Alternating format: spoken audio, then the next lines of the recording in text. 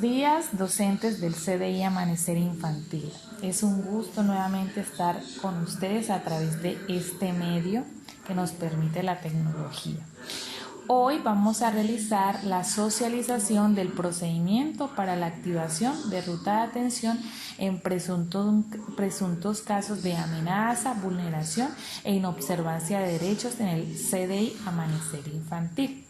Este procedimiento fue diseñado este año, en el mes de marzo, por la responsable del componente de familia y comunidad y redes, quien les habla, Heidi Sánchez. Bueno, con el diseño de este procedimiento, ¿qué buscamos? Buscamos que el talento humano, también los padres de familia, conozcan los pasos a seguir en caso de presentarse un evento donde se vulneren los derechos de los niños. Dentro del objetivo general debemos lograr que los niños y niñas, padres de familia y talento humano generen acciones de autoprotección y de protección a otros a través de la promoción y el ejercicio de los derechos como elementos protectores frente a situaciones de violencia. Dentro de los objetivos específicos, primero es dar a conocer los factores de riesgo a esta población, o sea, a los padres de familia y al talento humano. Formar a esta misma población en la ruta de atención en caso de vulneración de los derechos de los niños y las niñas. Y el tercer objetivo es enseñar a los niños cuándo pueden ser vulnerados sus derechos. El taller se divide en 3 partes. Primero, conceptos que nos van a ayudar a conocer todo el taller. Vamos a iniciar con qué es la vulneración. Dice que corresponde a cualquier transgresión a los derechos de niños, niñas establecidos en la Convención de los Derechos del Niño. Está la inobservancia, que consiste en el incumplimiento, omisión o negación de acceso a un servicio o de los deberes y responsabilidades ineludibles de quienes son responsables de garantizar el ejercicio pleno de los derechos de los niños y las niñas. Tenemos que los derechos de los niños, ¿sí? Para conocer para que estemos muy claros con este taller, primero debemos conocer los derechos de los niños, que es el derecho a la identidad, a tener una familia, a expresarse, a tener una vida segura y saludable, a asistir a la escuela, a tener una atención especial, a que los protejan contra la discriminación, derecho a que los protejan contra el abuso, el derecho a jugar y el derecho a recibir ayuda en caso de un delito. Bueno, otro concepto que también debemos conocer es qué es la violencia sexual, y dice que la Organización Mundial de la Salud define la violencia sexual como todo acto sexual, la tentativa de consumir un acto sexual, los comentarios o insinuaciones sexuales no deseados o las acciones para comercializar o utilizar de cualquier otro modo la sexualidad de una persona. Ahora también vamos a ver qué es el abuso sexual infantil. Dice que ocurre cuando una persona con una posición de poder, entre paréntesis está un adulto o un niño mayor, usa la coerción o obliga a un niño o niña a cualquier tipo de actividad sexual. El abuso sexual infantil es cualquier actividad sexual forzada entre un niño y alguien mayor. Algunas conductas y situaciones de abuso. Entonces hay que identificar que a veces el niño, en medio de su inocencia, puede ver esto como una situación natural y esto le impide hablar sobre la situación que está viviendo, ¿sí?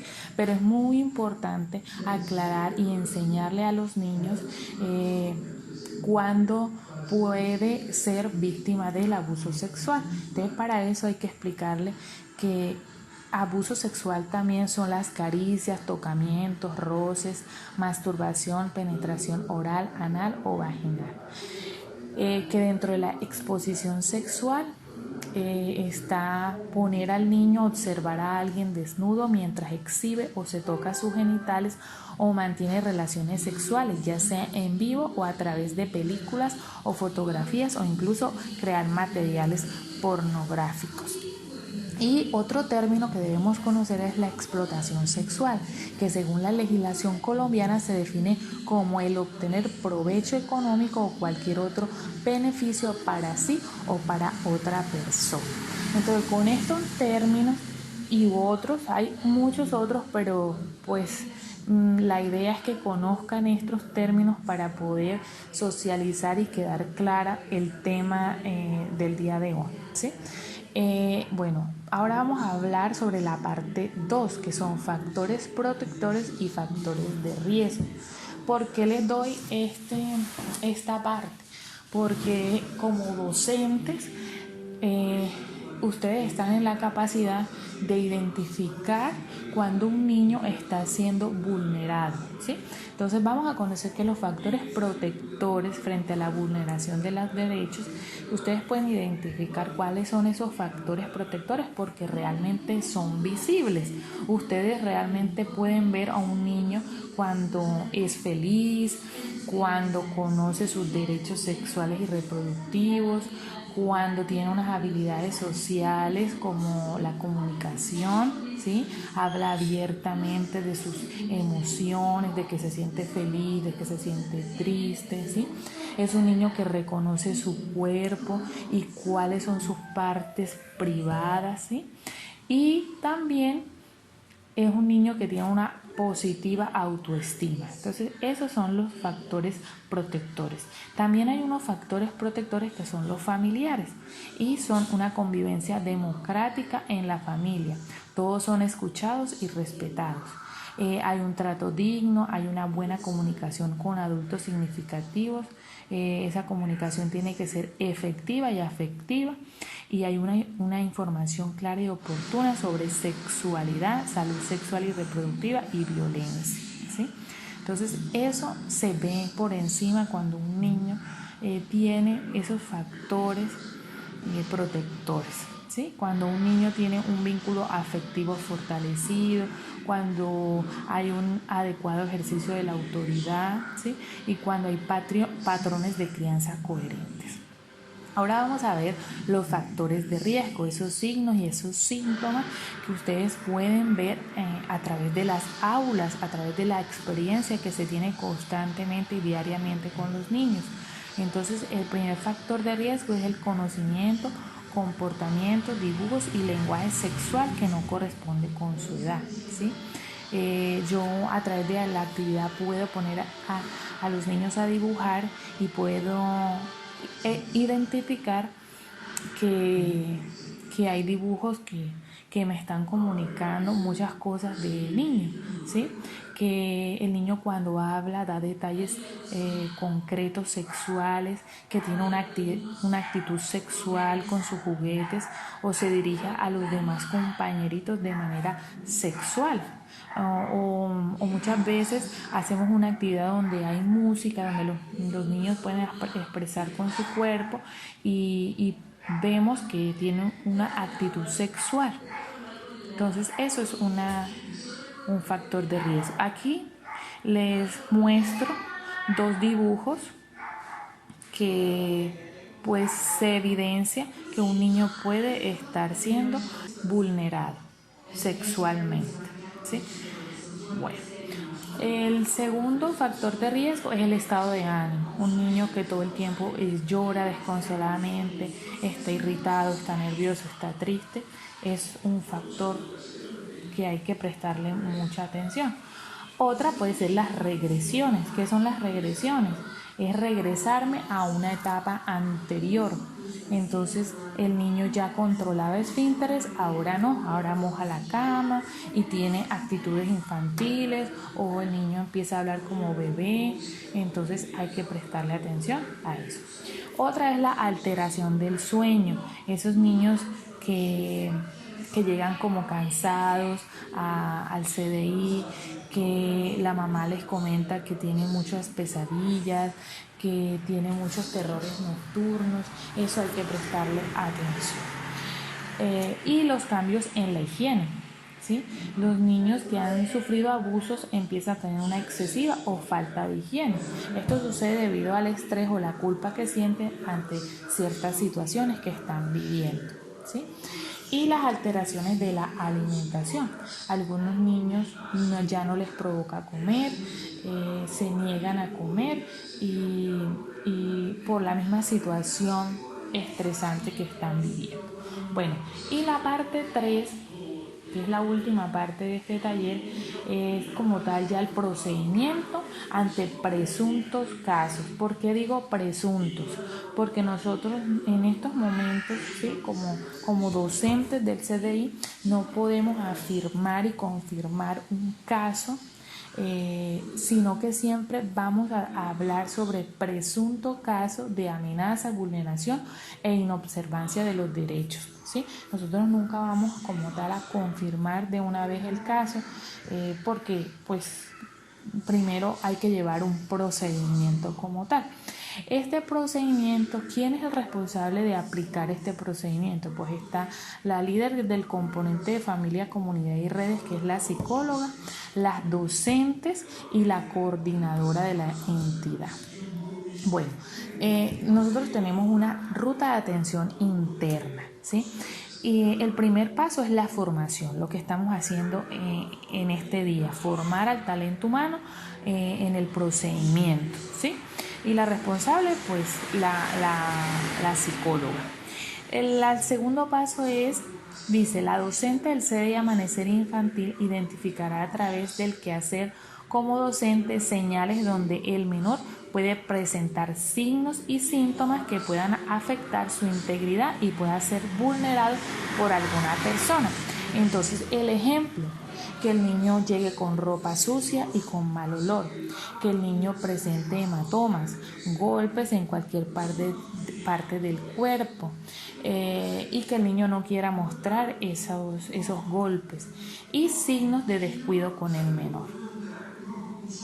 El tercer paso es que la docente, cuando identifique esto, informará a la psicóloga responsable del componente de familia, comunidad de redes, quien observará el caso y, si cree necesario, realizará visita domiciliaria o solicitará a los padres de familia que se acerquen a la entidad para identificar comportamientos relacionados al caso.